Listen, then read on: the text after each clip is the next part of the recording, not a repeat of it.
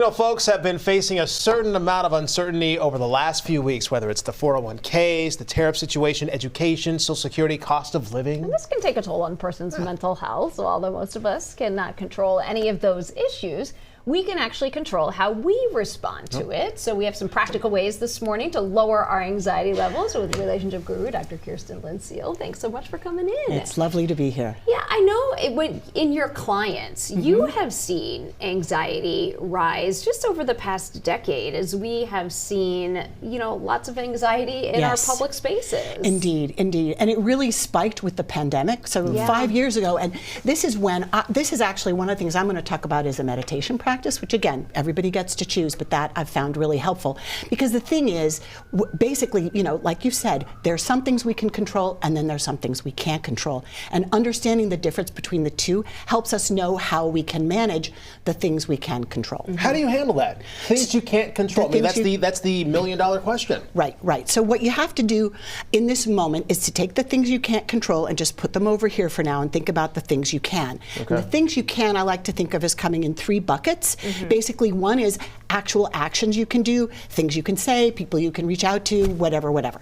The second one is our sort of inner practices, and the third one is our environment. Okay. So for example, our environment, and I know I'm not the first person to say this, but the things I recommend are really limit news intake, maybe limit social media.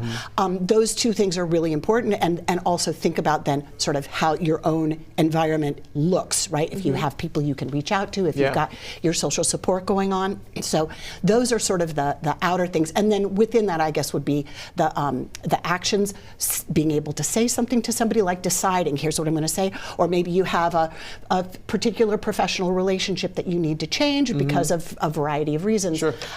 One of the things that I think is really helpful in thinking about where we are right now is it's kind of like a little bit like a collective trauma. Like there's so much going on that we are all trying to manage it. And this is, again, I mean, it's not a pandemic right now, but there is sort of a real sense of a sort of collective sense of anxiety. Yes. Sure.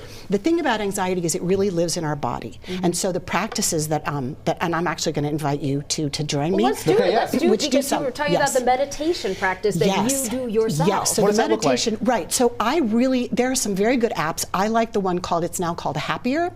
And there's Headspace, there's Calm, but basically I like the guided meditations because our minds are really, really busy. And so there's a lot of internal talk in my own head about this, that, and the other plan. Thinking, and the guided meditations really can pull us into being mindful in the moment, which is a really useful way of stopping leaping into the future, which is what anxiety has us do. Plan, think, worry, right? So, and again, it's not like we shouldn't be planning or thinking, but when we continue to ruminate on things, that's when it starts to be problematic. The next thing I'm going to talk about is actually we call it grounding. And grounding is pulling it back into your body. You can literally go like this with your hands, rub your hands on a table or counter. You can press your feet against the floor. Sometimes I tell my clients, just get up and march, which sounds silly, but while you're doing it, think about your feet landing on the ground, because anxiety, it can feel like it's going up like this. So what you want to do is pull back down and strongly plant it, and say to yourself,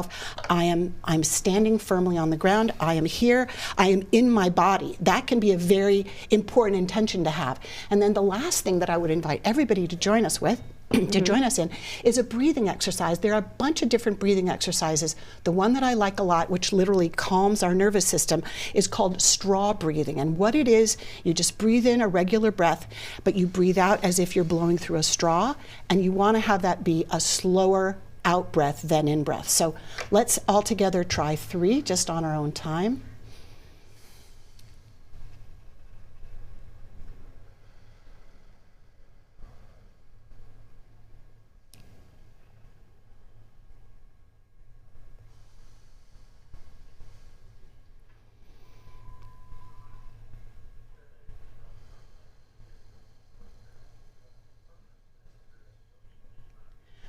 Kirsten, I'm wondering, why does that work? Yes, so that's really interesting. What I would say is that's a neuroscience question. We have a whole system of nerves. It's called the vagus nerve. It's actually a system that goes literally from the back, our brainstem, there's some in our ears and our face, goes down through our throat, through our heart and belly. And so that's a whole system that's all connected. And that is our nervous system. And the out breath, the slow out breath, literally, they call it toning the vagal system. I call it calming down our nervous system. But it's really interesting. Whenever I do it, I try to do 5, but in the interest of time, I thought we would just stick with 3. Yeah. But literally, I can feel my heartbeat, and I can feel myself just gradually calm. And the great thing about it, you can do it anywhere. Because even like in a meeting or driving, right, you don't have to close your eyes, but just the breath itself.